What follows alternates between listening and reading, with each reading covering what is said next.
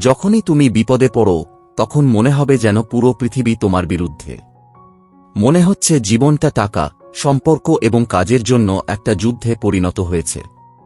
কিন্তু সত্য হলো আসল যুদ্ধটা বাইরে নয়, তোমার ভেতরে। এই যুদ্ধটা তোমার চিন্তাভাবনা এবং তোমার মানসিক অবস্থার সাথে সম্পর্কিত। এই যুদ্ধটা তোমার নিজের মনের সাথে। যে ব্যক্তি নিজের মনকে নিয়ন্ত্রণ করতে পারে না, সে পৃথিবীর কোনো কিছুকেই নিয়ন্ত্রণ করতে পারে না। এই কারণেই মনকে হারানো মানে পরাজয়, মনকে জয় করা মানে জয়। যদি তুমি তোমার মনকে জয় করো, তাহলে পৃথিবীর কোনো শক্তিই তোমাকে পরাজিত করতে পারবে না। প্রতিটি বড় পরিবর্তন, প্রতিটি সফল ব্যক্তি, প্রতিটি মহান কাজ একটি চিন্তা দিয়ে শুরু হয়েছিল। চিন্তাই শুরু। তোমার অভ্যাস, তোমার মেজাজ, তোমার সিদ্ধান্ত এবং তোমার সমগ্র জীবন একটি চিন্তার ফসল। যদি তোমার চিন্তাভাবনা ছড়িয়ে ছিটিয়ে থাকে, ভয়ে ভরা থাকে, অথবা নেতিবাচকতায় ঢাকা থাকে, তাহলে তোমার জীবনও এমন হয়ে যাবে। কিন্তু যদি তুমি তোমার মনকে বুঝতে পারো এবং তাকে দিকনির্দেশনা দাও, তাহলে তুমি যে কোনো কিছু অর্জন করতে পারো। তুমি প্রতিদিন যা ভাবো তা নিয়ে ভাবো। সেই চিন্তাভাবনা কি তোমাকে এগিয়ে নিয়ে যাচ্ছে নাকি তোমাকে পিছনে ঠেলে দিচ্ছে? তুমি কি তোমার চিন্তাভাবনা নিয়ন্ত্রণ করো, নাকি তোমার চিন্তাভাবনা তোমাকে নিয়ন্ত্রণ করে? অনেকেই তাদের জীবন এই ভ্রান্ত ধারণায় কাটিয়ে দেন যে, আমি এমনই, আমি নিয়ন্ত্রণের বাইরে, আমার ভাগ্য খারাপ। কিন্তু বাস্তবে এগুলো কেবল তোমার মনের গল্প। আর সুখবর হল, গল্পগুলো পরিবর্তন করা যায়। এই বই তোমাকে শেখাবে কিভাবে তোমার মনকে তোমার সবচেয়ে শক্তিশালী বন্ধু করে তুলতে হয়, তোমার সবচেয়ে খারাপ শত্রু নয়। তুমি কিভাবে তোমার দুর্বলতাগুলোকে শক্তিতে রূপান্তর করতে পারো। তুমি কিভাবে মানসিক শান্তি এবং আত্মবিশ্বাস খুঁজে পেতে পারো, যা আজকের দিনে প্রতিটি মানুষের প্রয়োজন। এই যাত্রা সহজ নয়, কিন্তু একবার তুমি শুরু করলে, তোমার আত্মবিশ্বাস, তোমার স্পষ্টতা এবং তোমার শক্তি বৃদ্ধি পায়। তোমার ভেতরে একজন যোদ্ধা আছে যে যেকোনো চ্যালেঞ্জের সাথে লড়াই করতে পারে। তোমাকে শুধু তাকে জাগিয়ে তুলতে হবে। আর যখন তুমি তোমার মনকে নিয়ন্ত্রণ করতে শিখবে, তখন সেই যোদ্ধা জেগে উঠবে। এখন তোমার মনের মালিক হওয়ার সময়। কারণ তুমি যদি তোমার মনকে শাসন করতে শিখো, তোমার ভাগ্য তোমার তালে তালে নাচবে। বইটি বিস্তারিতভাবে বুঝতে আমরা এটি 9টি অধ্যায়ে আলোচনা করব। তাহলে শুরু করা যাক। প্রথম অধ্যায়, তোমার শত্রুকে জান, চাপমুক্ত মন। তুমি কি কখনো নিজেকে এভাবে ভাবতে দেখেছ? আমি জানি না কেন আমি এত কষ্ট পাচ্ছি। আমার মন শান্ত হচ্ছে না। আমি সবকিছু নিয়ে চিন্তিত। আমি মনোযোগ দিতে পারি না, অথবা একই জিনিস বারবার ভাবি, তবুও আমি উত্তর খুঁজে পাই না। যদি তাই হয়, তাহলে বুঝতে হবে যে আপনার মন অপ্রশিক্ষিত। আর এখান থেকেই জীবনের সবচেয়ে বড় সমস্যা শুরু হয়। অপ্রশিক্ষিত মন একটি অনিয়ন্ত্রিত ঘোড়ার মতো। এটি প্রতিটি দিকে ছুটে বেড়ায়। কখনো কখনো এটি অতীতের ভুলগুলিতে জড়িয়ে পড়ে, কখনো কখনো এটি ভবিষ্যতের জন্য আতঙ্কিত হয়, এবং কখনো কখনো এটি কোনো কারণ ছাড়াই অস্থির হয়ে ওঠে। এই ধরনের মনে উদ্বেগ, মনোযোগের অভাব, বিক্ষেপ এবং অতিরিক্ত চিন্তাভাবনা প্রবল হয়। আপনি কিছু করতে বসলে, কিন্তু আপনার মন অন্যদিকে ছুটে চলতে শুরু করে। আপনি আপনার পড়াশোনা বা কাজের উপর মনোযোগ দিতে চান, কিন্তু আপনার মন ক্রমাগত সোশ্যাল মিডিয়া, পুরানো দ্বন্দ্ব বা আসন্ন ভয়ের দিকে আকৃষ্ট হয়। বাস্তবে আমাদের মস্তিষ্ক হাজার বছরের পুরনো বেঁচে থাকার মোড়ে আটকে আছে। এটি আমাদের রক্ষা করার জন্য তৈরি করা হয়েছে, সাফল্যের দিকে ঠেলে দেওয়ার জন্য নয়। যখন কোনো হুমকি আসে, তখন সিংহ, ভূমিকম্প বা শত্রুর দ্বারা মন সতর্ক হতো। লড়াই করো বা পালিয়ে যাও। যদিও আজ সিংহ নেই, তাতে কিছু যায় আসে না। এটি এখনও ইমেল সাক্ষাৎকার, প্রত্যাখ্যান অথবা ব্যর্থতার ভয়কে সমানভাবে হুমকিস্বরূপ বিবেচনা করে। এই কারণেই আমরা বারবার চাপে পড়ি। আসল হুমকি থাকুক বা না থাকুক, আরেকটি বড় সমস্যা হল অভ্যন্তরীণ সংলাপ। প্রতিটি ব্যক্তির মনে একটি কণ্ঠস্বর ক্রমাগত ঘুরপাক খায়, কেন তুমি এটা করবে? লাভ কি? যদি আমি ব্যর্থ হই, অন্যরা এত দূর এগিয়েছে। এই অভ্যন্তরীণ কণ্ঠস্বর আমাদের আত্মবিশ্বাসের সবচেয়ে বড় ভাঙন। যখন এই কণ্ঠস্বর নেতিবাচক হয়, তখন আমরা নিজেরাই আমাদের স্বপ্নের পথে দাঁড়াই। আমরা মনে করি পৃথিবী আমাদের থামাচ্ছে, যেখানে আমাদের নিজস্ব মনই আমাদের সবচেয়ে বেশি থামাচ্ছে। এর সাথে মানসিক চক্র আসে।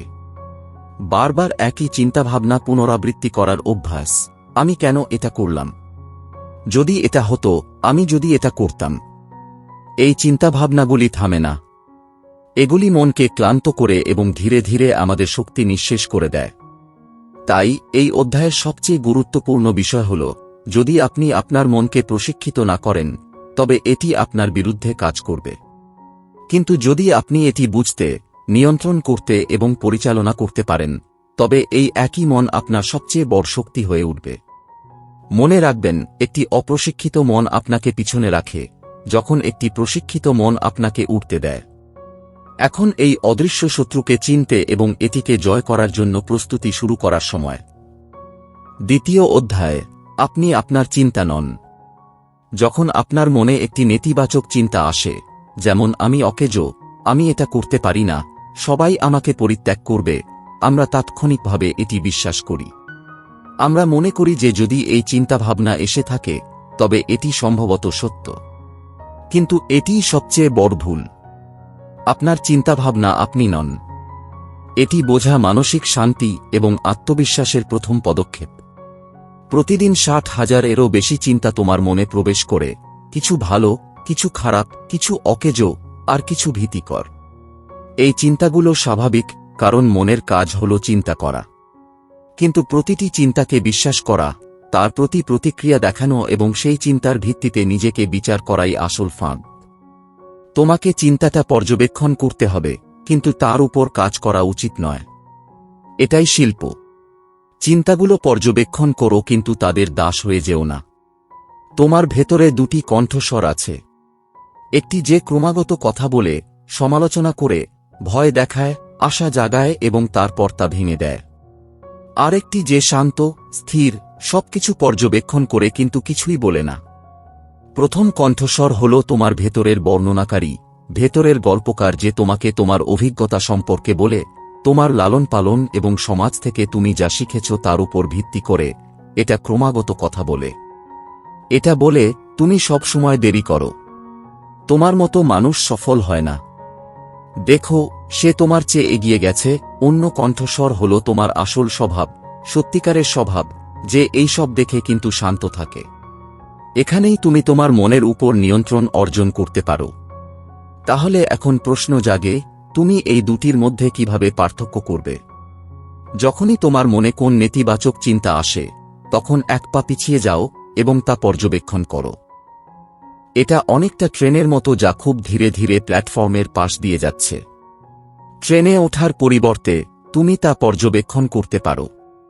শুধু একইভাবে চিন্তা পর্যবেক্ষণ করার অভ্যাস করো। বলো, ওহো, এটা ভয়ের চিন্তা, অথবা এটা আত্মসন্দেহ, কিন্তু এতে নিজেকে ডুবিয়ে দিও না। একে বলা হয় বিচ্ছিন্নতা। এর অর্থ এই নয় যে তুমি চিন্তাকে দমন করো বা পালিয়ে যাও। এর অর্থ হল তুমি চিন্তাকে কেবল একটি চিন্তা হিসেবে চিনতে পারো, তোমার অস্তিত্বের বাস্তবতা হিসেবে নয়। ঠিক যেমন মেঘ আসে এবং যায়, তেমনি চিন্তাও আসে এবং যায়, যতক্ষণ না তুমি তাদের ধরে ফেলো। এই অধ্যায়ের শক্তিশালী শিক্ষা হল, চিন্তাগুলো পর্যবেক্ষণ করো, কিন্তু তাদের সাথে একাত্ম হয়ে যেও না। যা ঘটছে তা কেবল চিন্তাগুলো, তুমি নও। তুমিই সেই ব্যক্তি যে চিন্তাগুলো দেখতে পাচ্ছ। এটাই তোমার আসল শক্তি। তুমি যখন এই পার্থক্য বুঝতে শুরু করো, তখন ভেতরে এক অদ্ভুত শান্তি নেমে আসতে শুরু করে। ভয় দুর্বল হয়ে যায়, নেতিবাচকতা নিয়ন্ত্রণ করা শুরু হয়, এবং আত্মবিশ্বাস ধীরে ধীরে ভেতর থেকে বৃদ্ধি পেতে শুরু করে। এখন তুমি তোমার মনের দাস নয়, বরং তার প্রভু হওয়ার দিকে প্রথম শক্তিশালী পদক্ষেপ নিয়েছ। অধ্যায় ৩, মানসিক শৃঙ্খলা গড়ে তোলো। তুমি কি কখনো এটা ভেবেছ, আমি বারবার সংকল্প নিই, কিন্তু আমি সেগুলো ধরে রাখতে পারি না? আমি তাড়াতাড়ি ঘুম থেকে ওঠার কথা ভেবেছিলাম, কিন্তু তারপর আবার অ্যালার্ম বন্ধ করে দিয়েছি। অথবা এবার অবশ্যই পড়াশোনা করব, কিন্তু তারপর আমি সোশ্যাল মিডিয়ায় জড়িয়ে পড়েছি। যদি তাই হয়, তাহলে জেনে রাখো, এই দুর্বলতা তোমার ইচ্ছাশক্তির দুর্বলতা নয়, বরং মানসিক শৃঙ্খলার দুর্বলতা। এটা মানসিক শৃঙ্খলা সম্পর্কে। অনেকেই মনে করে যে তারা কেবল দৃঢ় ইচ্ছাশক্তি দিয়ে সবকিছু করতে পারে। কিন্তু সত্য হল ইচ্ছাশক্তি সীমিত। এটি দিনে একবার এক পরিস্থিতিতে কাজ করে। ফোনের ব্যাটারির মতো ইচ্ছাশক্তিও সারা দিন ক্ষয়প্রাপ্ত হয়। এই কারণেই তুমি সকালে আরও নিয়ন্ত্রণে থাকো এবং সন্ধ্যায় দুর্বল হয়ে পড়ো। তাহলে কি কাজ করে? উত্তর হল সিস্টেম এবং শৃঙ্খলা। মানসিক শৃঙ্খলার প্রথম নিয়ম হল একটি রুটিন প্রতিষ্ঠা করা। নিজেকে বিকল্প দেবেন না। যখন তুমি প্রতিদিন ঘুম থেকে উঠে ভাবো, আজ কি আমার যোগ ব্যায়াম করা উচিত, আমার কখন পড়াশোনা শুরু করা উচিত, আমি একটু পরে দোলনা করব, তুমি তোমার মনকে সিদ্ধান্তের বোঝায় ভারাক্রান্ত করে দাও এবং যত বেশি চিন্তা করে তত বেশি সে পিছিয়ে যায়। কিন্তু যদি ঘুম থেকে ওঠার সাথে সাথে 5 মিনিটের জন্য যোগ ব্যায়াম করার সিদ্ধান্ত নেওয়া হয়, তাহলে চিন্তা করার দরকার নেই, মন এতে অভ্যস্ত হতে শুরু করে। একে অভ্যাস টিকিং বলা হয়। এর অর্থ হল একটি ভালো অভ্যাসকে ইতিমধ্যেই প্রতিষ্ঠিত অভ্যাসের সাথে সংযুক্ত করা। উদাহরণ হিসেবে বলা যায় চা পান করার পর 5 মিনিটের জন্য একটি বই পড়া, দাঁত ব্রাশ করার পর 2 মিনিট ধ্যান করা, রাতে ঘুমানোর আগে 3টি ইতিবাচক জিনিস লিখে রাখা। এই ধরনের ছোট ছোট রুটিন মনকে পুনঃপ্রোগ্রাম করে। আরেকটি পদ্ধতি হল অ্যাঙ্করিং। একটি মানসিক অ্যাঙ্কর তৈরি করা। একটি শক্তিশালী অভ্যাস দিয়ে আপনার দিন শুরু করুন যা আপনাকে মানসিকভাবে স্থির করে, যেমন 10টি গভীর শ্বাস, ইতিবাচক নিশ্চিতকরণ, অথবা 5 মিনিটের জন্য লিখে রাখা যা আজ আপনি কি অর্জন করতে চান। যখন তুমি প্রতিদিন এই কাজ করো, তখন তোমার মন সেই নম্বরটিকে চিনতে শুরু করে এবং স্বয়ংক্রিয়ভাবে দায়িত্ব গ্রহণ করে। তৃতীয় নিয়ম হল বিলম্বিত তৃপ্তি, অর্থাৎ তাৎক্ষণিক তৃপ্তি এড়িয়ে চলা। আজকের পৃথিবী আমাদেরকে তাৎক্ষণিকভাবে সবকিছু চাইতে বাধ্য করেছে। তাৎক্ষণিক বার্তা, তাৎক্ষণিক খাবার, তাৎক্ষণিক বিনোদন। কিন্তু যারা সাফল্য অর্জন করে তারা জানে যে সত্যিকারের সুখের জন্য একটু অপেক্ষা করতে হয়। যখন তুমি পড়াশোনার পর একটি ভিডিও দেখার সিদ্ধান্ত নিও, যখন তুমি তোমার ব্যায়ামের পর আরাম করো, যখন তুমি একটু পরে নিজেকে পুরস্কৃত করো, তখন তুমি তোমার মস্তিষ্ককে প্রথমে কাজ করতে শেখাচ্ছ, পরে উপভোগ করতে। এই শিক্ষা তোমার মধ্যে সেই মনোযোগ এবং ধৈর্য জাগিয়ে তোলে যা আজকের সময় খুবই বিরল। এখন সময় এসেছে তোমার মনের সাথে দর কষাকষি বন্ধ করে একে নিয়ন্ত্রণ করা শুরু করার। ছোট শুরু করো কিন্তু প্রতিদিন করো, কারণ যারা প্রতিদিন তাদের মনকে এড়িয়ে চলে তারা জীবনে পিছিয়ে পড়ে। আর যারা প্রতিদিন তাদের মনকে জয় করে তারাই প্রকৃত বিজয়ী হয়। চতুর্থ অধ্যায়, নিয়ন্ত্রণ মনোযোগ দিয়ে শুরু হয়। তুমি কি কখনো ভেবে দেখেছ যে তোমার মনোযোগ সারাদিন কোথায় ঘুরে বেড়ায়? সকালে ঘুম থেকে ওঠা, তোমার ফোন চেক করা, তারপর বিজ্ঞপ্তি পড়া, ইনস্টাগ্রাম স্ক্রোল করা, কখনো টিভি, কখনো গান, কখনো রিল, কখনো হোয়াটসঅ্যাপ। তোমার মন সর্বত্রই থাকে, ঠিক যেখানে থাকা উচিত সেখানে নয়।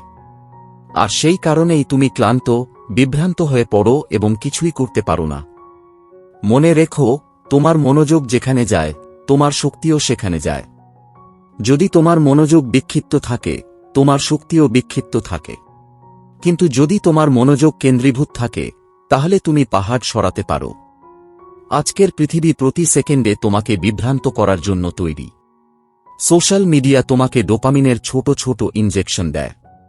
বিজ্ঞপ্তি তোমাকে বাধাগ্রস্ত করে এবং তোমার মন একই জিনিসের উপর আবার পরীক্ষা করতে শুরু করে। খবর, বিতর্ক, গুজব সবই তোমার মানসিক ব্যান্ডউইথকে গ্রাস করে। তোমার মস্তিষ্ক যখনই মনোযোগ হারিয়ে ফেলে তখন তার স্বাভাবিক মনোযোগের অবস্থায় ফিরে আসতে 15 থেকে 20 মিনিট সময় নেয়। এর মানে হল, যখনই তুমি মাত্র 1 সেকেন্ডের জন্য তোমার ফোনের দিকে তাকাও, তোমার মন তার গভীরতা থেকে সরে যায়। এই কারণেই আমাদের মনোযোগ রক্ষা করা এবং প্রশিক্ষণ দেওয়া অত্যন্ত গুরুত্বপূর্ণ। মনোযোগ তীক্ষ্ণ করার জন্য 3টি হাতিয়ার: একক কাজ, একবারে একটি কাজ। অনেকেই মনে করেন যে তারা মাল্টিটাস্কিং করে বেশি অর্জন করছেন, কিন্তু সত্য হল তারা কার্যকরভাবে কিছুই করছেন না। যখন তুমি একবারে কেবল একটি কাজ করো, অধ্যয়ন, শোনা, লেখা, চিন্তা করা, তখন তোমার মান উন্নত হয়। আজ থেকে শুরু করে একটা সময় একটা কাজ ঠিক করো। প্রতিদিন অন্তত 1 ঘন্টা সময় আলাদা করো যখন তোমার ফোন দূরে থাকবে, নোটিফিকেশন বন্ধ থাকবে, আর কোন কিছুই তোমাকে বিভ্রান্ত করবে না। এই সময়টা তোমার সবচেয়ে গুরুত্বপূর্ণ কাজগুলোর জন্য উৎসর্গ করো: পড়াশোনা, সৃজনশীল কাজ, চিন্তাভাবনার সময়। ধীরে ধীরে তোমার একাগ্রতা বাড়বে আর তোমার কাজের গভীরতাও বাড়বে। সপ্তাহে একদিন, এমনকি দিনে কয়েক ঘন্টা সময় আলাদা করো যখন তুমি সম্পূর্ণ অফলাইন থাকবে। কোনো স্ক্রিন নেই, কোনো শব্দ নেই, শুধু তুমি, তোমার চিন্তাভাবনা এবং তোমার সময়। এই বিরতি তোমার মনকে পুনরায় সেট করবে। তোমার চিন্তাভাবনা আরও স্পষ্ট হয়ে উঠবে, চাপ কমবে এবং তুমি নিজের সাথে পুনরায় সংযোগ স্থাপন করতে সক্ষম হবে। তাই এই অধ্যায় থেকে এটাই সবচেয়ে বড় শিক্ষা। ধ্যান কেবল পড়াশোনা বা কাজের জন্য নয়, এটি আপনার জীবনকে সঠিক দিক নির্দেশনা দেওয়ার জন্য অপরিহার্য। আপনার মনোযোগ আপনার সবচেয়ে মূল্যবান সম্পদ। এটি নষ্ট করবেন না। যেদিন আপনি আপনার মনোযোগের উপর নিয়ন্ত্রণ পাবেন, আপনি আপনার জীবনের দিক পরিবর্তন করতে পারবেন। এখন আপনি ধ্যানের শক্তি জানেন। সিদ্ধান্ত আপনার, আপনি কি আপনার মনোযোগ ছড়িয়ে দেবেন নাকি এটিকে কেন্দ্রীভূত করবেন। পঞ্চম অধ্যায়, স্ক্রিপ্ট পরিবর্তন করুন। বিশ্বাসগুলিকে পুনরায় প্রোগ্রাম করা। আপনি যা ভাবেন, আপনি কেমন অনুভব করেন এবং আপনি প্রতিদিন যে সিদ্ধান্ত নেন তা কেবল একটি জিনিসের উপর ভিত্তি করে তৈরি, আপনার লুকানো বিশ্বাস। এই বিশ্বাসগুলি এত গভীরভাবে প্রথিত যে আমরা বুঝতেও পারি না যে আমাদের জীবন তাদের দ্বারা পরিচালিত হচ্ছে। আপনি যদি বিশ্বাস করেন, আমি কখনই ধনী হতে পারব না, আমি যোগ্য নই, অন্যরা আমার চেয়ে ভালো, তাহলে আপনি যতই পরিশ্রম করুন না কেন, আপনার চিন্তাভাবনা আপনাকে বারবার পিছনে আটকে রাখবে। অতএব আপনি যদি সত্যিই আপনার মনকে নিয়ন্ত্রণ করতে চান, তাহলে আপনাকে কেবল আপনার চিন্তাভাবনা নয় বরং সেই চিন্তাভাবনার মূল বিশ্বাসগুলি পরিবর্তন করতে হবে। আপনি যদি পৃথিবীকে ভীতিকর মনে করেন, তাহলে আপনি সম্ভবত বিশ্বাস করেন যে যেকোনো কিছু ভুল হতে পারে। যদি তুমি মনে করো যে কেউ তোমাকে মূল্য দেয় না, তাহলে সম্ভবত তুমি শৈশবে শিখেছ যে তুমি অন্যদের কাছে খুব একটা গুরুত্বপূর্ণ নও। এগুলোকে বলা হয় সীমিত বিশ্বাস, এমন চিন্তাভাবনা যা তোমার সম্ভাবনাকে সীমাবদ্ধ করে। তোমার মন শৈশব থেকেই শুনতে পায়, তুমি এত কিছু করতেও পারো না। দেখো অন্য বাচ্চারা কত ভালো। আমাদের মতো মানুষ ঠিক এরকমই, এই বিশ্বাসগুলো ধীরে ধীরে তোমার মধ্যে একটা স্ক্রিপ্টের মতো গেঁথে যায়। তুমি সেগুলো পরীক্ষা না করেই বিশ্বাস করতে শুরু করো এবং তারপর জীবন সেই স্ক্রিপ্ট অনুসরণ করতে শুরু করে। এখন এই স্ক্রিপ্টটি আবার লেখার সময়। স্ক্রিপ্ট পরিবর্তনের জন্য 3টি শক্তিশালী কৌশল। নিশ্চিতকরণ, নিজেকে নতুন কিছু বলুন। প্রতিদিন নিজেকে নতুন ইতিবাচক, শক্তিশালী কথা বলুন। যেমন আমি সক্ষম, আমি পরিবর্তনের যোগ্য, আমি প্রতিদিন আরও ভালো হয়ে উঠছি। প্রথমে এটা বিপরীতমুখী মনে হতে পারে, কিন্তু যখন তুমি প্রতিদিন এটা করো, তখন তোমার মন ধীরে ধীরে সেগুলো বিশ্বাস করতে শুরু করে। এটি পুনরাবৃত্তির শক্তি। 2. ভিজুয়ালাইজেশন। তোমার নতুন শো কল্পনা করো। প্রতিদিন 5 মিনিটের জন্য চোখ বন্ধ করে তুমি যে ব্যক্তি হতে চাও তা কল্পনা করো। তুমি কেমন ভাবো? তুমি কেমন কথা বলো? তুমি কি পদক্ষেপ নাও? তোমার মন কল্পনা এবং বাস্তবতার মধ্যে পার্থক্য করে না। তুমি যা বারবার ভাবো তা তোমার পরিচয় হয়ে ওঠে। 3টি পুনর্লিখন। একটি পুরানো গল্পকে নতুনভাবে দেখুন। যদি তোমার মনে একটি পুরানো বিশ্বাস থাকে, যেমন আমার কখনো সুযোগ হয়নি অথবা আমি সবসময় খারাপ সিদ্ধান্ত নিই, তাহলে তা কাগজে লিখে রাখো এবং তারপর প্রশ্ন করো যে এটি কি সবসময় সত্য ছিল। আমি কি কখনো ভালো কিছু করিনি? অন্য কেউ যদি একই কথা বলে তাহলে আমি কি তা বিশ্বাস করব? তারপর সেই গল্পটি আবার লিখো। যেমন আমি সবসময় ব্যর্থ হই। আমি অনেকবার চেষ্টা করেছি এবং এখন আমি আরও ভালোভাবে শিখছি। মনে রেখো, তুমি যা বলা হয়েছিল তা নও। তুমি ভয়ে যা ভেবেছিলে তা নও। তুমি আজ থেকে যা তৈরি করা শুরু করো। তোমার পুরানো চিন্তাভাবনার ধরন ভেঙে নতুন স্ক্রিপ্ট তৈরি করো, যা তোমার ভেতরের শক্তিকে জাগিয়ে তোলে, দমন করে না। তুমি নিজেই তোমার গল্পের লেখক। এখন সিদ্ধান্ত নাও, তুমি কি পুরনো লিপি অনুসারে তোমার জীবনযাপন করতে চাও নাকি নতুন করে লিখতে চাও। 6ষ্ঠ অধ্যায়, আবেগ হল বার্তাবাহক, প্রভু নয়। মাঝে মাঝে তুমি বিরক্ত, দুঃখী, রাগান্বিত এবং নিজেকে বুঝতে অক্ষম হও। তুমি ভাবো, আমি কেন এমন অনুভব করছি? কেন সবসময় আমার সাথেই এমন হয়? এবং ধীরে ধীরে তুমি নেতিবাচক চিন্তার ঢেউয়ে ডুবে যেতে শুরু করো। কিন্তু সত্য হল, আবেগ ভুল নয়। আবেগ বার্তা বহন করে। তারা আমাদের দেখায় যে তোমার মনে এমন কিছু চলছে যা বোঝার প্রয়োজন। কিন্তু সমস্যা শুরু হয় যখন আমরা আবেগকে প্রভু হতে দেই এবং তাদের দখলে নিজেদের হারিয়ে ফেলি। তুমি যা ভাবো তা তুমি অনুভব করো, এবং তারপর তোমার চিন্তাভাবনা তোমার অনুভূতির উপর ভিত্তি করে তৈরি হয়। উদাহরণস্বরূপ, তুমি ভেবেছিলে তোমার সাথে খারাপ কিছু ঘটবে। তুমি ভয় পেয়েছ, তারপর আরও ভীতিকর চিন্তা এসেছিল, এবং তারপর আরও ভয়। তুমি ভেবেছিলে কেউ আমাকে মূল্য দেয় না। দুঃখ এসেছিল, তারপর একাকিত্বের চিন্তা, এবং তারপর গভীর দুঃখ। একে বলা হয় নেতিবাচক সর্পিল। এবং যদি তুমি এটিকে বাধা না দাও, তাহলে এটি তোমাকে ভেতর থেকে ভেঙে ফেলতে পারে। এই চক্রটি কিভাবে ভাঙবেন? একটাকে চিনুন এবং থামুন। যখনই রাগ, ভয় বা হতাশার মতো তীব্র আবেগ জাগে, তখনই প্রতিক্রিয়া দেখা দেবেন না। নিজেকে বলুন, এটি কেবল একটি অনুভূতি। আমি এটি লক্ষ্য করছি। এই সহজ উক্তিটি আপনাকে আবেগ থেকে বিচ্ছিন্ন হতে এবং প্রতিক্রিয়া নয়, সচেতনতার সাথে কাজ করতে সাহায্য করে। তাই 2. শ্বাস-প্রশ্বাসের মাধ্যমে আপনার আবেগ নিয়ন্ত্রণ করুন। যখন আপনি রেগে যান, তখন আপনার শ্বাস-প্রশ্বাস দ্রুত এবং অগভীর হয়ে যায়। যখন আপনি ভয় পান, তখন আপনার শ্বাস-প্রশ্বাস বন্ধ হয়ে যায়। কিন্তু যদি আপনি শান্ত হন এবং আপনার শ্বাস-প্রশ্বাস গভীর করেন, তাহলে আপনার মন একটি সরাসরি সংকেত পায়, সবকিছু ঠিক আছে। আতঙ্কিত হওয়ার দরকার নেই। প্রতিদিন 5 মিনিটের জন্য গভীর শ্বাস-প্রশ্বাস অনুশীলন করুন। 4 সেকেন্ড শ্বাস নেওয়া, 4 সেকেন্ড ধরে রাখা এবং 4 সেকেন্ড শ্বাস ছাড়ার। 3. শারীরিক ভাষা, আবেগের চাবিকাঠি। আপনার শরীরের ভাষাও আপনার মনকে পরিচালিত করে। কাঁধ ঝুঁকে থাকা, দুঃখ, দ্রুত হাঁটা এবং খোলা বুক, আত্মবিশ্বাস, হাসি এবং ইতিবাচক মেজাজ। যখনই আপনার মন খারাপ বোধ করে, প্রথমে আপনার শরীর পরিবর্তন করুন। সোজা হয়ে দাঁড়ান, কাঁধ পিছনে ঘুরিয়ে দিন এবং হাসুন। আপনি লক্ষ্য করবেন আপনার আবেগ পরিবর্তন হচ্ছে। নড়াচড়া আপনার মেজাজ পরিবর্তন করতে পারে। একটু হাঁটাহাঁটি করো, দৌড়াও, হাত পা নাড়ালে মন পুনঃস্থাপন হয়। কারণ যখন শরীর নড়াচড়া করে, তখন অবরুদ্ধ আবেগগুলি মুক্ত হয় এবং মন হালকা হয়ে যায়। এই অধ্যায়ের শিক্ষা: আবেগকে দমন করো না। এটা বুঝো, প্রতিটি আবেগই একটি বার্তা। তুমি এর সাথে কথা বলতে পারো। এর দাস হয়ে যেও না। শ্বাস, শরীর এবং চিন্তাভাবনা একসাথে তোমার আবেগকে প্রভাবিত করে। যখন তুমি আবেগের দ্বারা ভেসে না গিয়ে তাদের সাথে কিভাবে বাঁচতে হয় তা শিখো, তখন তোমার মন শক্তিশালী হয়ে ওঠে। এখন সময় এসেছে পরের বার যখন কোনো আবেগ দেখা দেয়, তখন তাদের ভয় না পেয়ে তাদের প্রশ্ন করার এবং নিজেকে নিয়ন্ত্রণ করার। অধ্যায় থেকে: মানসিক দৃঢ়তা বনাম মানসিক শান্তি। যখন মানুষ মন নিয়ন্ত্রণ সম্পর্কে কথা বলে, তখন তারা প্রায়শই মনে করে এর অর্থ আবেগকে দমন করা, ব্যথা লুকানো, কখনো দুর্বলতা না দেখানো এবং সকল পরিস্থিতিতে শক্তিশালী থাকা।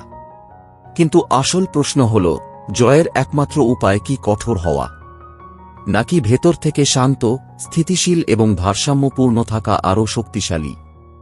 মানসিক দৃঢ়তা এবং শান্তি একে অপরের থেকে আলাদা। মানসিক শান্তি বাইরের খোলের মতো শক্তিশালী, কিন্তু কখনো কখনো ভেঙে যায়। দ্বিতীয়টি হল ভেতরের মূলের মতো, পরিবর্তিত আবহাওয়া সত্ত্বেও স্থিতিশীল, নমনীয় এবং স্থিতিস্থাপক। অনেকেই মনে করেন যে যদি তারা রাগ না দেখায়, তবে তারা শক্তিশালী, অথবা যদি তারা দুঃখ লুকিয়ে রাখে, তবে তারা সচেতন থাকে। কিন্তু তা সত্য নয়। আবেগ দমন করলে ভেতরে ক্ষত তৈরি হয়। একদিন তারা অনিবার্যভাবে ফেটে যাবে, হয় চাপ, জ্বালা অথবা মানসিক ক্লান্তিতে। মন নিয়ন্ত্রণের অর্থ এই নয় যে আপনি কিছুই অনুভব করবেন না। এর অর্থ হল আপনি যা অনুভব করেন তা শান্তভাবে পর্যবেক্ষণ করতে এবং বুঝতে পারেন, এবং তা আপনাকে অভিভূত করতে দেবেন না। নির্ভরতা প্লাস স্টোইসিজম। বিস্ময়বোধক চিহ্ন: নির্ভরতা। স্থিতিস্থাপকতা মানে পতনের পরেও উঠে দাঁড়ানোর শক্তি। হেরে যাওয়ার পরে আবার চেষ্টা করা। জীবনে অনিবার্যভাবে সমস্যা দেখা দেবে, কিন্তু যে ব্যক্তি পতনের পরে আবার উঠে দাঁড়ায় সে প্রকৃত যোদ্ধা। স্টোইসিজম হল স্থিতিশীলতার দর্শন। এটি একটি প্রাচীন দর্শন যা বলে, যা তোমার নিয়ন্ত্রণের বাইরে তা ত্যাগ করো এবং যা তোমার নিয়ন্ত্রণের মধ্যে আছে তার উপর সম্পূর্ণ মনোযোগ দাও। যখন তুমি বুঝতে পারো যে তুমি আবহাওয়া পরিবর্তন করতে পারো না, কিন্তু তুমি ছাতা নিতে পারো, তখন তুমি ভেতর থেকে স্থিতিস্থাপক হয়ে উঠো। আজকের পৃথিবী খুব দ্রুত, খুব জটিল এবং খুব কোলাহলপূর্ণ। প্রতিদিন কিছু না কিছু তোমাকে বিরক্ত করতে প্রস্তুত। সোশ্যাল মিডিয়ায় কারো সাফল্যে ঈর্ষা, কর্মক্ষেত্রে চাপ, সম্পর্কের মধ্যে বিভ্রান্তি, ভবিষ্যতের জন্য উদ্বেগ। কিন্তু যদি তোমার নিজের মধ্যে শান্তি থাকে, যদি তুমি জানো যে তোমার চিন্তাভাবনা তোমার দায়িত্ব, যদি তুমি বুঝতে পারো যে তোমাকে প্রতিটি আবেগের প্রতি প্রতিক্রিয়া জানাতে হবে না, তাহলে তুমি এমন একজনে রূপান্তরিত হবে যাকে ভেঙে ফেলা যাবে না। তুমি বশীভূত হও না, তুমি আবেগের মাঝে দাঁড়াতে শিখো। এই অধ্যায়ের আসল শিক্ষা হল মানসিক দৃঢ়তা মানে আবেগকে দমন করা নয়। প্রকৃত শক্তি নিহিত আছে সেগুলো বোঝা, সেগুলো পরিচালনা করা এবং সেগুলোর উপরে ওঠার মধ্যে। সবকিছু নিয়ন্ত্রণ করার চেষ্টা করা বন্ধ করুন এবং যা সত্যিই তোমার নিয়ন্ত্রণে আছে তার উপর মনোনিবেশ করুন, তোমার মনোযোগ, তোমার প্রতিক্রিয়া, তোমার চিন্তাভাবনা।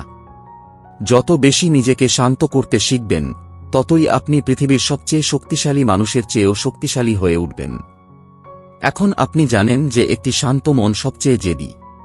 এবং এই পৃথিবীতে কেবল সেই ব্যক্তিই জয়ী হয় যে ভিতরে জয়ী হয়েছে, বাইরে নয়। মন শরীরের সংযোগের অধ্যায়। অনেকেই কেবল তাদের চিন্তাভাবনা পরিবর্তন করে তাদের মন পরিবর্তন করার চেষ্টা করেন। কিন্তু সত্য হল যে যদি আপনার শরীর সহযোগিতা না করে, তাহলে আপনার মন কখনই স্থিতিশীল, তীক্ষ্ণ এবং ইতিবাচক হবে না। মন এবং শরীর পরস্পর সংযুক্ত। মোবাইল ফোন এবং এর ব্যাটারির মতো। ব্যাটারি দুর্বল হলে স্ক্রিন যত ভালোই হোক না কেন, এটি কাজ করবে না। ঘুম সবচেয়ে সস্তা এবং সবচেয়ে প্রয়োজনীয় চিকিৎসা। আজকের দ্রুতগতির জীবনে মানুষ ঘুমকে সময়ের অপচয় বা অপচয় হিসেবে ভাবতে শুরু করেছে। কিন্তু ঘুম কেবল বিশ্রাম নয়, এটি একটি রিসেট বোতাম। যখন আপনি ঘুমান, তখন আপনার মন পরিষ্কার হয়। তবেই তোমার স্মৃতিশক্তি শক্তিশালী হয়। তবেই মানসিক ক্লান্তি দূর হয় এবং তোমার চিন্তাশক্তি ফিরে আসে। যদি তুমি ক্রমাগত কম ঘুমাও, তোমার মন ক্লান্ত থাকে। একাগ্রতা কঠিন হয়ে পড়ে, বিরক্তি বৃদ্ধি পায় এবং ছোট ছোট জিনিসগুলো অত্যধিক ভারী মনে হয়। 7 থেকে 8 ঘন্টা গভীর ঘুম শান্তি, শক্তি এবং তীক্ষ্ণ মন বৃদ্ধি করে। দ্বিতীয়ত, মস্তিষ্ক খাবার খায়, কেবল পেট নয়। তুমি যা খাও তা কেবল তোমার স্বাস্থ্যই নয় বরং তোমার মেজাজ, তোমার চিন্তাভাবনা এবং তোমার আচরণও নির্ধারণ করে। একে অন্ত্রমস্তিষ্ক অক্ষ বলা হয়, যা অন্ত্র এবং মস্তিষ্কের মধ্যে সরাসরি সংযোগ। যখন তুমি পুষ্টিকর খাবার খাও, ফলমূল, শাকসবজি, ফাইবার এবং জল, অন্ত্রে ভালো ব্যাকটেরিয়া বৃদ্ধি পায়, যা সেরোটোনিন নামক একটি হরমোন তৈরি করে। এই হরমোন তোমাকে খুশি, শান্ত এবং স্থিতিশীল করে তোলে। যখন তুমি বারবার জাঙ্ক ফুড, তৈলাক্ত খাবার এবং অতিরিক্ত চিনি খাও, তখন তোমার অন্ত্রের স্বাস্থ্যের অবনতি হয়, যার ফলে ক্লান্তি, উদ্বেগ এবং নেতিবাচক মেজাজ তৈরি হয়। তুমি যে খাবার বারবার খাও, তুমি একই চিন্তা বারবার ভাবো। তৃতীয়ত, নড়াচড়া করো, প্রবাহিত হও এবং তোমার শরীরকে সচল রাখো। বসে চিন্তা করা সহজ, কিন্তু নিজেকে নড়াচড়া করাই আসল শক্তি। যখন আপনি প্রতিদিন হাঁটা, স্ট্রেচিং এবং একটু একটু করে ব্যায়াম শুরু করেন, তখন আপনার শরীর ডোপামিন, এন্ডোরফিন এবং সেরোটোনিনের মতো মেজাজ উন্নতকারী রাসায়নিক তৈরি করে। এগুলি আপনাকে খুশি করে, আপনার চিন্তাভাবনা পরিষ্কার করে এবং আপনার আত্মবিশ্বাস বাড়ায়। আপনি লক্ষ্য করবেন যে আপনি একটু নড়াচড়া করার সাথে সাথেই আপনার চিন্তাভাবনা বদলে যায়। যখন আপনার মেজাজ খারাপ থাকে, তখন কিছু নিয়ে ভাববেন না। বাইরে যান, 10 মিনিট হাঁটুন এবং পার্থক্যটি দেখুন। আসল নিয়ন্ত্রণ কিভাবে আসে? অনেকেই মন নিয়ন্ত্রণকে একটি গোপন কৌশল বলে মনে করেন এবং আসল রহস্য হল পর্যাপ্ত ঘুম পান, পরিষ্কারভাবে খান। আপনার শরীরকে নড়াচড়া করুন এবং দেখুন আপনার মন স্বয়ংক্রিয়ভাবে শান্ত, স্থিতিশীল এবং তীক্ষ্ণ হয়ে ওঠে। মূল বিষয়গুলি সহজ বলে মনে হয়, কিন্তু যদি ধারাবাহিকভাবে করা হয়, তবে এগুলি আশ্চর্যজনকভাবে কাজ করে। এই অধ্যায়ের মূল বিষয়গুলি মন এবং শরীর দুটি নয়, তারা একটি সিস্টেম: ঘুম, খাবার এবং নড়াচড়া। একটি শক্তিশালী মনের আসল ভিত্তি হল যারা এই ছোট ছোট জিনিসগুলিতে মনোযোগ দেয়, তারা আরও বড় সমস্যাগুলি সহজেই মোকাবেলা করতে পারে। এখন আপনি বুঝতে পেরেছেন যে মনকে জয় করতে হলে আপনাকে প্রথমে শরীরের সাথে বন্ধুত্ব করতে হবে। নবম অধ্যায়: তোমার মন, তোমার জীবন। তুমি এখন এই বইয়ের শেষ অধ্যায়ে পৌঁছে গেছ। তুমি শিখেছ কিভাবে মনকে বুঝতে হয়, কিভাবে তাকে প্রশিক্ষণ দিতে হয়, কিভাবে তাকে শান্ত করতে হয় এবং কিভাবে তার উপর নিয়ন্ত্রণ অর্জন করতে হয়। এখন সময় এসেছে একটি সহজ প্রশ্ন জিজ্ঞাসা করার: তুমি কি তোমার জীবন চালাচ্ছ, নাকি তোমার বিক্ষিপ্ত চিন্তাভাবনা তোমাকে চালাচ্ছে? সত্যটা খুবই স্পষ্ট। যে তার মনকে জয় করেছে সে তার পুরো জীবন জয় করেছে। কারণ তোমার মনই সিদ্ধান্ত নেয়। তুমি কি ভয় পাবে নাকি সাহসী হবে? তুমি কি থামবে নাকি এগিয়ে যাবে? তুমি কি কাঁদবে নাকি হাসবে? তুমি কি হাল ছেড়ে দেবে নাকি আবার উঠে দাঁড়াবে? তোমার মন একটি শক্তিশালী কম্পিউটারের মতো। কিন্তু যদি তুমি অবচেতনভাবে এটিকে নেতিবাচক জিনিস দিয়ে প্রোগ্রাম করো, তাহলে এটি সর্বদা ভয়, অলসতা, রাগ এবং বিরক্তি তৈরি করবে। কিন্তু যদি তুমি এটিকে সচেতনতা, শৃঙ্খলা এবং ইতিবাচকতার সাথে প্রোগ্রাম করো, তাহলে এই একই মন তোমাকে এমন সবকিছু দেবে যা তুমি কখনো চাওনি। মনের নিয়ন্ত্রণ পৃথিবীকে নিয়ন্ত্রণ করে। একজন যুবক যে কথা বলতে ভয় পেত, প্রতিদিন 10 মিনিট নিজের সাথে ইতিবাচকভাবে কথা বলতে সময় কাটাত, এবং এখন সে একজন প্রেরণাদায়ক বক্তা। একজন মহিলা যিনি নিজেকে চাপ এবং উদ্বেগের কাছে হারিয়ে ফেলেছিলেন, তিনি প্রতিদিনের ধ্যান এবং একটি রুটিন গ্রহণ করেছিলেন এবং আজ তিনি শান্ত, আত্মনির্ভরশীল এবং খুশি।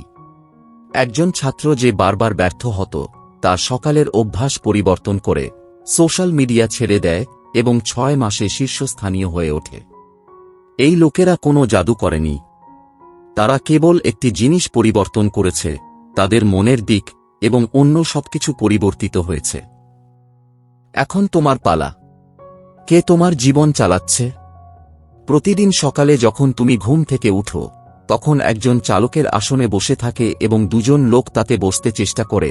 তোমার পুরানো চিন্তাভাবনা, ভয়, অলসতা, অভিযোগ, অজুহাত, এবং তোমার সচেতন সত্তা যে নতুন কিছু করতে চায়, উঠতে চায়। এখন প্রশ্ন হল, তুমি কাকে চালকের আসনে বসিয়েছ? এই শেষ অধ্যায়ে চ্যালেঞ্জ: 7 দিনের মাইন্ড মাস্টারি চ্যালেঞ্জ নিন। প্রতিদিন সকালে 5 মিনিট চুপচাপ বসে থাকুন। দিনে 3 বার তোমার চিন্তাভাবনা লক্ষ্য করুন। আমি কি ভাবছি? এটা কি আমাকে এগিয়ে নিয়ে যাচ্ছে নাকি পিছিয়ে রাখছে? প্রতি রাতে একটি করে লাইন লিখুন। আজ আমি আমার মনকে কিভাবে পরিচালনা করেছি? 7 দিনের মধ্যে আপনি পার্থক্য অনুভব করবেন। 21 দিনের মধ্যে আপনি পরিবর্তন দেখতে পাবেন। 90 দিনের মধ্যে আপনার মন আপনার দাস হয়ে উঠবে, আপনার প্রভু নয়। এখন সিদ্ধান্ত আপনার হাতে। আপনার চিন্তাভাবনার চাবিকাঠি আপনার হাতে। আপনি অনুশীলনের পথ শিখেছেন। কেবল একটি জিনিস বাকি আছে: শুরু করা। আপনার মন আপনার সবচেয়ে বড় শক্তি হয়ে উঠতে পারে যদি আপনি এটিকে সঠিক দিকে পরিচালিত করতে শিখেন। এবং যখন আপনার মন আপনার পক্ষে থাকে, তখন কিছুই অসম্ভব নয়। এখন প্রশ্নটি সহজ: আপনি কি জীবনকে আগের মতোই চলতে দেবেন, নাকি এখন থেকে আপনি নিজের জীবনকে নিয়ন্ত্রণ করতে শুরু করবেন? সিদ্ধান্ত আপনার। আপনার মন, আপনার জীবন। এখন আপনি দায়িত্ব নিন। তো বন্ধুরা, কিভাবে আপনার মনকে নিয়ন্ত্রণ করবেন? আমাদের এটাই শেখায়। আপনি যদি আপনার মনকে নিয়ন্ত্রণ করেন, তবে আপনি আপনার জীবনকেও নিয়ন্ত্রণ করতে পারবেন। বাইরের জগৎ পরিবর্তন করার আগে ভেতরের জগৎ পরিবর্তন করা অপরিহার্য। কারণ মনে রাখবেন, আপনার মন হয় আপনার সবচেয়ে খারাপ শত্রু অথবা আপনার সবচেয়ে শক্তিশালী অস্ত্র হয়ে উঠতে পারে। এখন সিদ্ধান্ত আপনার। আপনি কি আপনার চিন্তাভাবনার দাস থাকবেন নাকি তাদের প্রভু হবেন? প্রতিদিন আপনার মনকে প্রশিক্ষণ দিন। প্রতিদিন সকালে নিজেকে প্রতিশ্রুতি দিন যে আজ আমি আমার চিন্তাভাবনার প্রভু, তাদের শিকার নই। এবং সবচেয়ে গুরুত্বপূর্ণ, পরিবর্তন রাতারাতি ঘটে না। তবে প্রতিদিন করা ছোট ছোট প্রচেষ্টা একদিন বিপ্লবে পরিণত হতে পারে। আপনি যদি এই ভিডিওটি উপভোগ করেন তাহলে দয়া করে এটি লাইক করুন, নিচে মন্তব্য করুন এবং আজ আপনি যা সবচেয়ে বেশি শিখেছেন তা শেয়ার করুন এবং এই জাতীয় আরও শক্তিশালী সারসংক্ষেপের জন্য চ্যানেলটি সাবস্ক্রাইব করতে ভুলবেন না। পরের বার আরেকটি মনোবর্ধক বই নিয়ে দেখা হবে। ততক্ষণ পর্যন্ত আপনার মানসিকতা নিয়ন্ত্রণ করতে ভুলবেন না। আপনার জীবন নিয়ন্ত্রণ করুন। জয় আপনার মনকে কিভাবে নিয়ন্ত্রণ করবেন আমাদের এটি শেখায়। আপনি যদি আপনার মন নিয়ন্ত্রণ করেন তবে আপনি আপনার জীবন নিয়ন্ত্রণ করতে পারবেন। বাইরের জগৎ পরিবর্তন করার আগে ভেতরের জগৎ পরিবর্তন করা অপরিহার্য। মনে রাখবেন, তোমার মন হয় তোমার সবচেয়ে বড় শত্রু অথবা সবচেয়ে শক্তিশালী অস্ত্র হয়ে উঠতে পারে। এখন সিদ্ধান্ত তোমার। তুমি কি তোমার চিন্তার দাস থাকবে নাকি তাদের প্রভু হবে? প্রতিদিন তোমার মনকে প্রশিক্ষণ দাও। প্রতিদিন সকালে নিজেকে প্রতিশ্রুতি দাও যে আজ আমি আমার চিন্তার প্রভু, তাদের শিকার নয়। আর সবচেয়ে গুরুত্বপূর্ণ বিষয় হল, রাতারাতি পরিবর্তন আসে না, কিন্তু প্রতিদিন করা ছোট ছোট প্রচেষ্টা একদিন বিপ্লবে পরিণত হতে পারে। যদি তুমি এই ভিডিওটি উপভোগ করে থাকো তাহলে দয়া করে লাইক করো। আজ তুমি সবচেয়ে বেশি কি শিখেছ তা নিচের মন্তব্যে আমাদের জানাও এবং এরকম আরও শক্তিশালী সারসংক্ষেপের জন্য চ্যানেলটি সাবস্ক্রাইব করতে ভুলো না। পরের বার দেখা হবে আরেকটি মনোন্নয়নকারী বই নিয়ে। ততক্ষণ পর্যন্ত মনে রেখো, তোমার মানসিকতা নিয়ন্ত্রণ করো, তোমার জীবন নিয়ন্ত্রণ করো।